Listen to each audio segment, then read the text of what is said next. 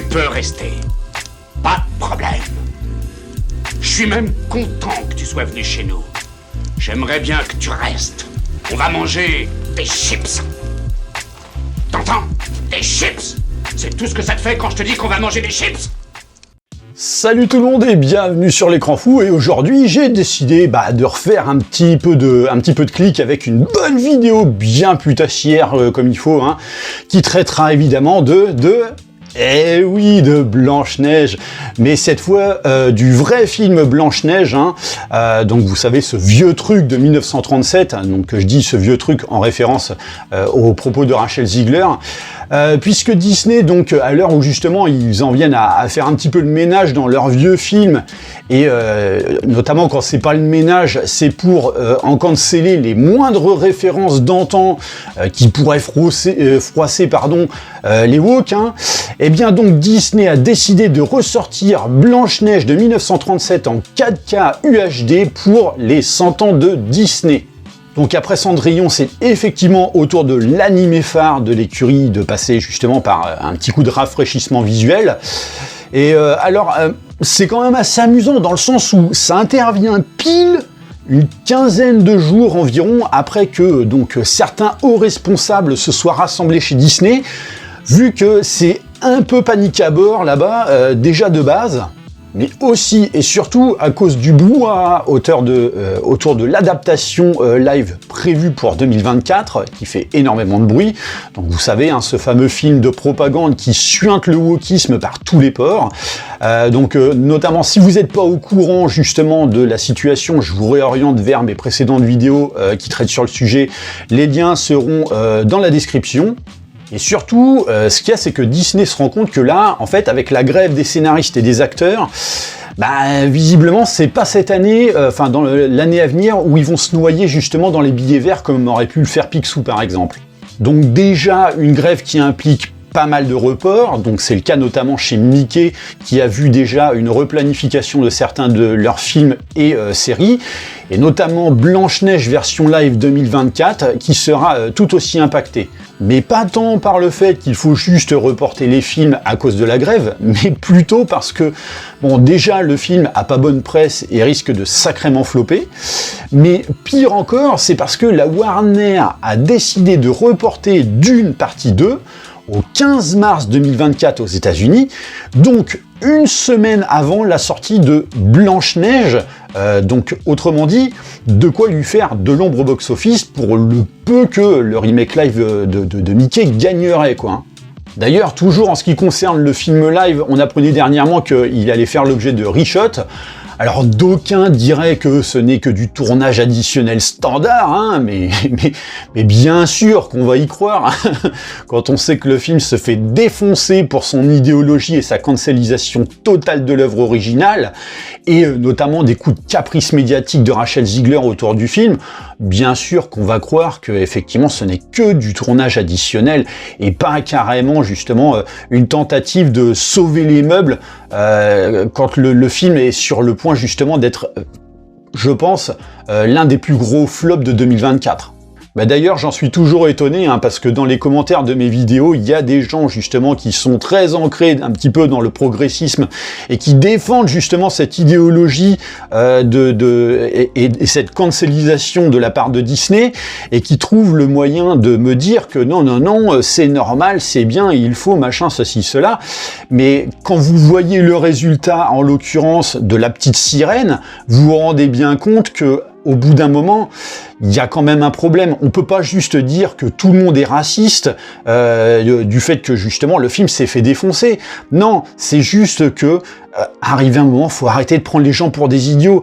On est là pour voir du divertissement avec Disney, et là aujourd'hui, on en est à de la propagande politique. Donc tout ce que Disney n'est pas censé être.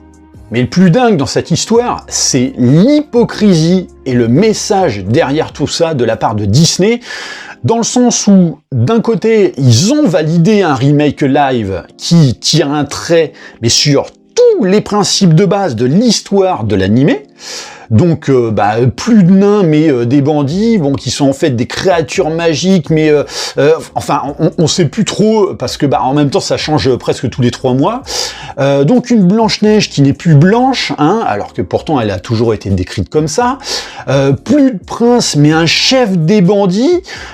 Plus d'héroïne en quête de l'amour mais de l'indépendance et de leadership. Et ouais, c'est ça le truc. Donc pour répondre au féminisme, hein. Et dernièrement, on apprenait en plus que l'histoire serait bientôt plus un remake de Robin des Bois que de Blanche-Neige, puisque en fait les bandits et le pseudo-prince, qui finalement n'en est plus un, volent en fait la méchante reine pour aider les pauvres gens du royaume. Donc en fait, ils assument complètement de piétiner l'œuvre originale, à la limite carrément du désaveu même, hein. Mais de quand même appeler leur futur étron Blanche-Neige, tu sais. Mais pire que tout, c'est qu'à côté de ça, ils osent quand même ressortir cet animé qu'ils piétinent et désavouent.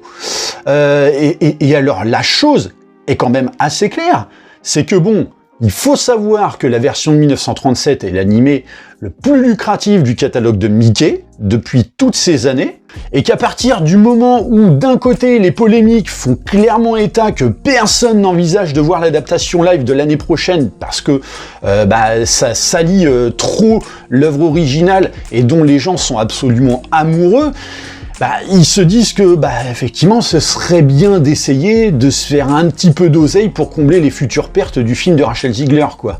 Donc, à travers le dessin animé qu'ils ont piétiné et désavoué.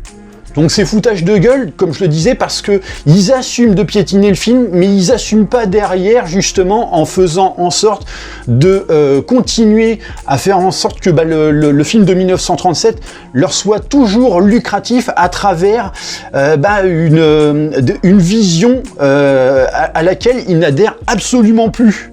Donc en bref, ils n'assument pas leurs intentions de base à travers l'idéologie qu'ils ont décidé d'adopter, puisque faut pas se leurrer, hein, mais la version de 1937, ils pourront pas la remasteriser en la dégraissant d'un prince soi-disant harceleur, comme justement le qualifie Rachel Ziegler, ni du fameux baiser éponyme contre le gré de l'héroïne, mais justement sans lequel elle mourrait à jamais, hein, ou encore en supprimant les nains, hein, ce qui fait qu'au final on se retrouverait avec un film, un dessin animé de 15 minutes, quoi.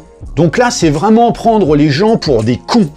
Et d'ailleurs, les réactions n'ont évidemment pas mis longtemps, hein, donc ça c'était évident, de quoi attirer encore plus les foudres sur la maison aux grandes oreilles, alors que déjà c'était pas compliqué de le faire, qui dit « Je pensais que nous n'étions plus en 1937 ».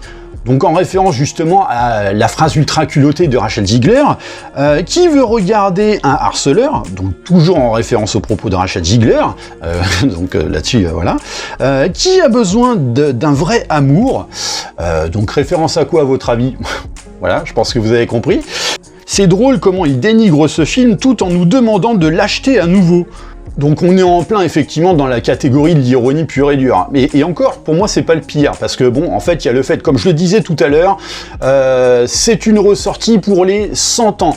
Mais pour les 100 ans, dans le sens où, comme on l'a vu justement par rapport à la situation de la grève des acteurs et des scénaristes, c'est qu'ils avaient planifié énormément de choses que malheureusement ils ne peuvent pas faire parce qu'ils ont plus suffisamment de personnel en tant qu'acteurs et de scénaristes sous la main justement pour pouvoir faire le nécessaire. Ils avaient dans l'intention de faire beaucoup de vidéos hommages et compagnie. Et résultat des courses, ils n'ont plus rien, sachant qu'en plus Disney a licencié 7000 personnes. Donc pour eux, c'est un petit peu la dèche. Donc la seule solution, entre guillemets, pour honorer un petit peu tout ça, ça va être effectivement en puisant dans leur vieux catalogue. Et donc effectivement, là, ils ressortent justement le dessin animé phare, hein, donc le premier long métrage animé de l'écurie Disney. Mais c'est là où, comme je le disais, c'est ironique, c'est que c'est le dessin animé qui sont probablement le plus piétiné, même si effectivement pour le moment on n'a pas encore vu le résultat, on n'en a même pas vu de trailer, mais on a tellement entendu de mal de choses négatives et mais de déni de ce dessin animé qu'on ne peut pas, on ne peut pas se mettre dans la tête que le résultat sera bon. Ce n'est pas possible. Et donc, effectivement, là, ils en sont arrivés justement à un point où, on va tabler justement dans les vieux trucs, quoi. Mais sauf que c'est pas fini. Eh oui, parce qu'en fait, faut quand même savoir qu'ils font ça juste après que David Hunt Jr., donc le fameux fils de celui qui avait réalisé le Blanche-Neige de 1937, avait poussé la gueulante sur l'adaptation live en estimant que justement c'était insultant et irrespectueux envers à la fois Walt Disney et son paternel. Donc, est-ce que ce serait pas là, justement, une manœuvre pour Disney de tenter de se racheter, entre guillemets, une bonne conscience ? Donc là, en fait, moi, ce que je vois, c'est que cette ressortie en édition 4K, c'est en fait la méthode couteau suisse par excellence. C'est-à-dire que ça va essayer de sauver les meubles un petit peu à droite à gauche, mais en prenant les gens pour des imbéciles, en les pigeonnant. Donc effectivement, loin de moi de vous dissuader de consommer en temps normal, mais sachez-le, pour moi, cette manœuvre est très claire. Donc pile en pleine période de polémiques multiples, justement engendrées par le film live de l'an prochain. Voilà, n'hésitez pas, en tout cas, à me dire ce que vous pensez justement de cette situation dans les commentaires. Et d'ailleurs, n'hésitez pas non plus à dire du mal de Disney, ça fait toujours du bien. Aussi, pensez bien sûr à liker, partager la vidéo et puis bien sûr, abonnez-vous à la chaîne de manière à vous tenir informé de l'arrivée des prochains contenus et pour soutenir mon effort de guerre. Et moi, je vous dis à très bientôt pour une prochaine vidéo. Allez, bye!